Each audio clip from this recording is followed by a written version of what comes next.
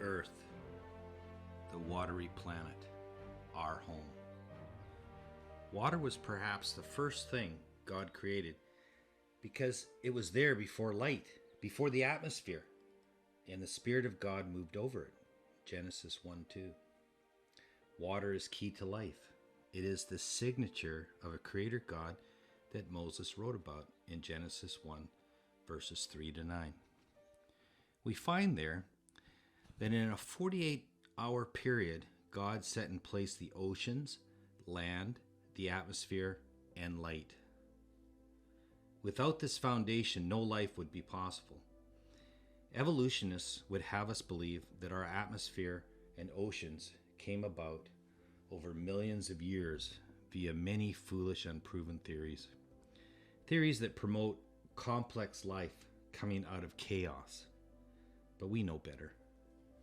Life is very fragile, and to thrive, you need, at a minimum, perfect atmospheric conditions, fertile land, ideal light, and non-toxic water.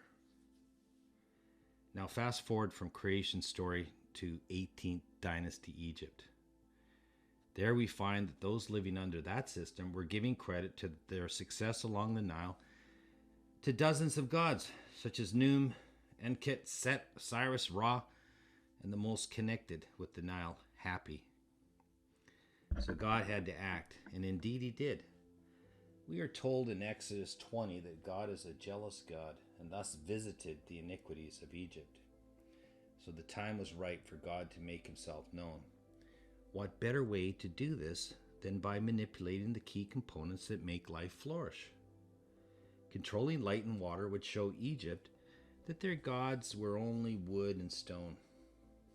For as the Creator, who engineered both light and water in the past, showing mastery over them again in the Exodus story would be consistent with God's previous omnipotent ways. The phony gods of Egypt would be exposed as deceit and fraud. The masses would find them no more than the comic book figures as we see today in movies such as Neptune, Poseidon, Aquaman, and others. 1446 BC was not Marvel Comics. No, this was the real deal as stated in Exodus 34 verse 10. And he said, "Behold, I make a covenant before all your people. I will do marvels such as have not been done in all the earth, nor in any nation, and all the people among whom you are shall see the work of the Lord, for it is an awesome thing that I will do with you." The very first divine manifestation was turning the Nile to blood.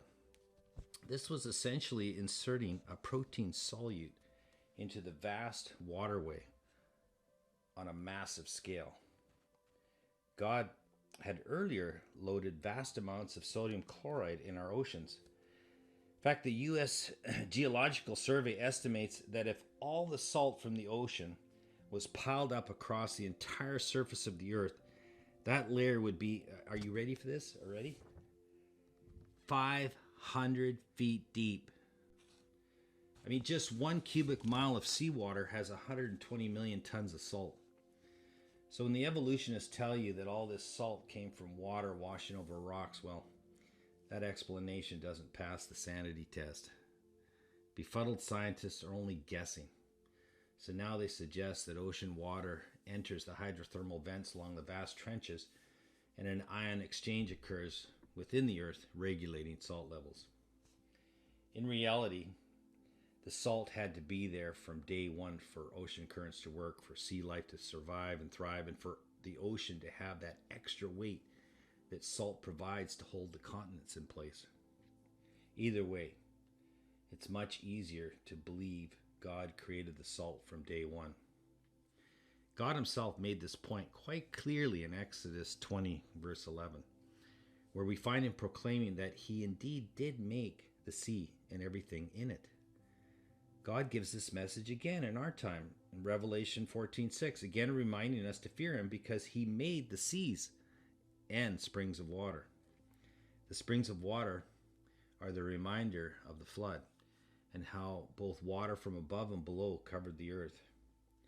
Now continuing on with this water theme, that is God's way of water.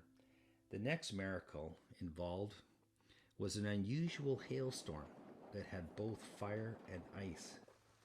We are told this occurred about 4 to 6 weeks before the Exodus because it was the barley and flax harvest. This fits the timeline of early March being the takeoff point because the full moon Passover would have been mid-March.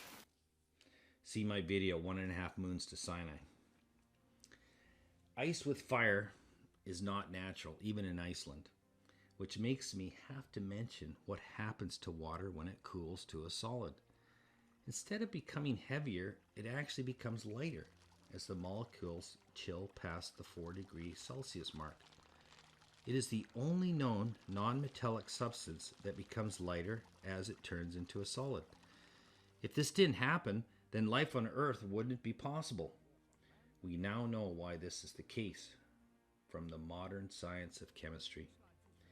God perfectly spaced the covalent hydrogen bonds on the oxygen molecule, giving water molecules electrical polarity and the ability to form a lattice. These weak hydrogen bonds are also an explanation of how DNA replicates and how most plant life survives. This could not have been something that evolved. CERN is looking in vain for answers to this kind of stuff by smashing atoms. They think there's a God particle out there to explain it all. But wow, what about water? It explains a great deal. It has a creator's design written all over it. The next great miracle of water was the opening of the Red Sea. The text in Exodus 14:21 speaks of the waters being divided. The result was 2 walls of water with dry land in between. The depth east of Nueva Beach is at least a half mile or more. The length to the other side, 10 miles. The width is probably 3 miles. Again, only a creator God who moved water around on a global scale, described in Genesis 1, verses 6 to 9, could do such a thing. If you don't believe in creation, then naturally you will not believe in this most spectacular miracles that occurred on the 18th day of the Exodus. That's a given. I guess it's easier to imagine wind blowing over a tidal marsh near Goshen or Aqaba that somehow created a tiny wall of water that somehow drowned an army, right? Right. The Egyptian army would have just marched around such a treacherous march. I mean, there's no way they would just walk into something that would look risky. Now we come to the miracle at the bitter waters of Marah.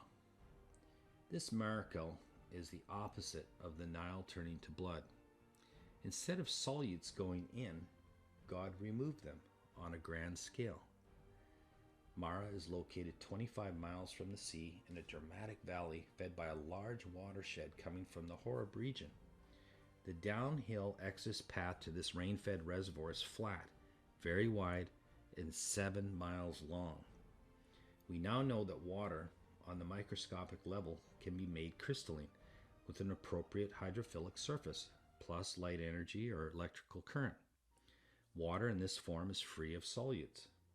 The solutes are excluded as the water or H3O2 molecules line up, making pure water. This is considered the 4th state of water, and it happens naturally, just as glacial ice melts. Much of this research was done near where I live at the University of Washington by Gerald Pollack. I urge you to listen to his lectures. It is fascinating stuff. He calls it easy water, named after the exclusion zone of pure water seen under magnification. It is not a stretch that God made instant crystalline easy water in the dirty lake of Marah when the large piece of wood was thrown in by Moses. The wood may be representing a hydrophilic surface and God being the light energy to make it happen. I mean, if man can do this trick in a test tube, surely God could do it in the real world to supply a thirsty crowd. I won't even mention the 5th state of water. It is a complex topic about superfluids that can go through walls. So I'll move on to the last great water miracle done on Exodus day 34 at Rephidim. This one once again harkens back to creation, where something came from nothing. Psalms 33 verse 9 says, "For he spoke, and it came to be. He commanded, and it stood firm." Some would like to suppose that there is a great cavern of water under Rephidim that Moses simply tapped into. No, I will go as far to say that water instantaneously formed in the rock, and that is probably what made it split.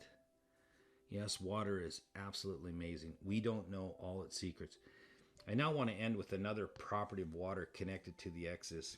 That is the boiling point of water and its utility to kill germs and sterilize.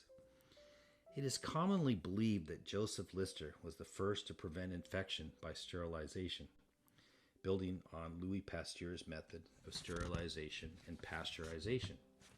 Actually, some of the first attempts of this process by heat may have been in ancient Rome by a medical practitioner called Galen when he was trying to save gladiators.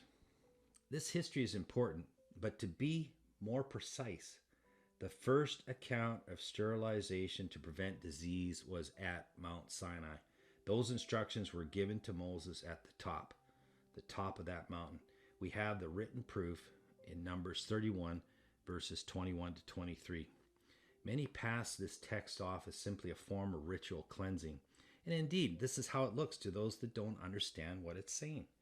Even with word-for-word translation, if you don't have understanding, the meaning remains hidden. As a doctor of medicine with a degree in bioengineering, who is at the top of his class in microbiology and instructed microbiology labs, I'm here to tell you this text is exactly how a microbiologist prevents bacterial contamination. It is impossible to test or figure anything out in the microbiology lab without sterile technique.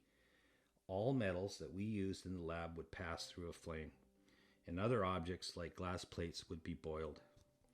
Even the most resistant spores of Bacillus anthracis, the agent that causes anthrax, will die if exposed to the heat inside a covered boiling pot for over 5 minutes. The key word in this text is tahir, to be clean or pure. With the English transliteration, it looks a lot like water. When Naaman came up after 7 dips in the Jordan, he was wayihar. He was completely free of the bacteria that caused his leprosy. So there you have it. The way of water found in Exodus. A message to remind us that we all need a wayatar cleansing of our brains to flush out the worldly wisdom that goes against God's truth. It is time to be purified. It is time for that living water of God's redeeming love to seal our faith-based relationships. The pursuit of truth is truly an adventure.